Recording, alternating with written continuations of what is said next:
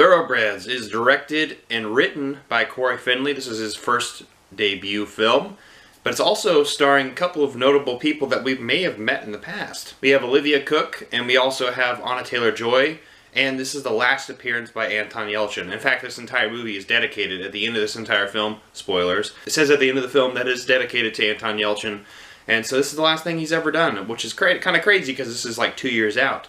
So this is a little weird that we're still seeing pictures with him in it. So let's talk a little bit about Thoroughbreds. Let me tell you a little bit about the plot and how it's all set up. And then I'm going to talk about some of the pros and the cons and then give you my final thoughts on Thoroughbreds itself. Alright, so Thoroughbreds starts out with Lily and Amanda. They're best friends as Anya Taylor-Joy and Olivia.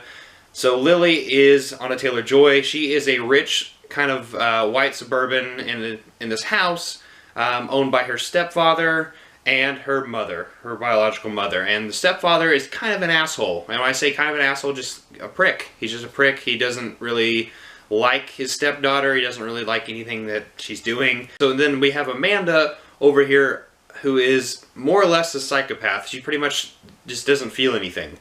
I guess there's an event that happens near the beginning of the film that kind of just really demonstrates what Amanda's like. Amanda is this person who has no emotions. She doesn't really care what's going on. She can fake all these emotions. She's never really cared for anything.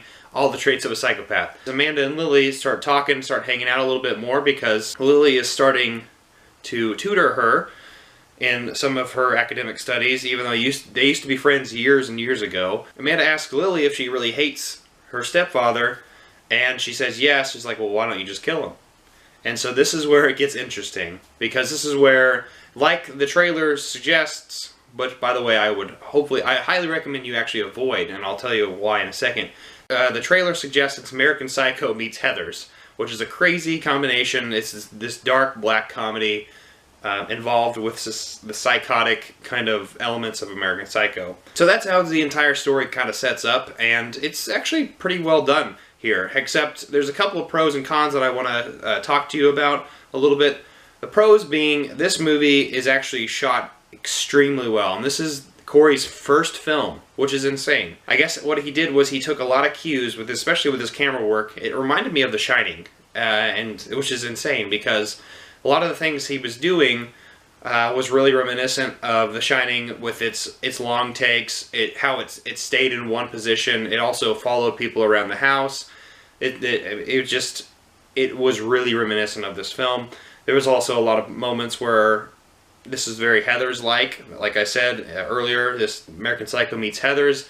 We see this a lot of this dark comedy, kind of just this awkward kind of comedy that is kind of necessary but also real in a way. And so this is this really self-contained story because it's a really short movie. It's only 90 minutes. And so this is it's a nice little setup here. Excellent camera work. The acting is fantastic. Anya Taylor-Joy and Olivia, and even Anton Yelchin does a fantastic job here, albeit he's not there that often. But the acting was really fantastic. I really liked how it was a really self-contained story, and there wasn't really much going on here besides just this story. It had a nice plot, and it stuck with it. And so that's what I enjoyed. The camera work was phenomenal. And so was just the scenery and then the cinematography. I really enjoyed how all this was set up. And even the music. I really loved the music. It was really quirky and kind of unsettling. This is where this American Psycho kind of thing kicks in, where it's just really... It's really weird, and there's some really odd choices, I would say, from this director when it comes to the music. But I thought it added some complexity and some Neapolitan kind of approach to this drama, mystery, suspense with a dark comedy approach, and I really enjoyed that. I've always enjoyed these kind of things. Now this actually gets me to my cons, though. There's only like a couple of cons that I can think of here, and one is I earlier talked about the trailer.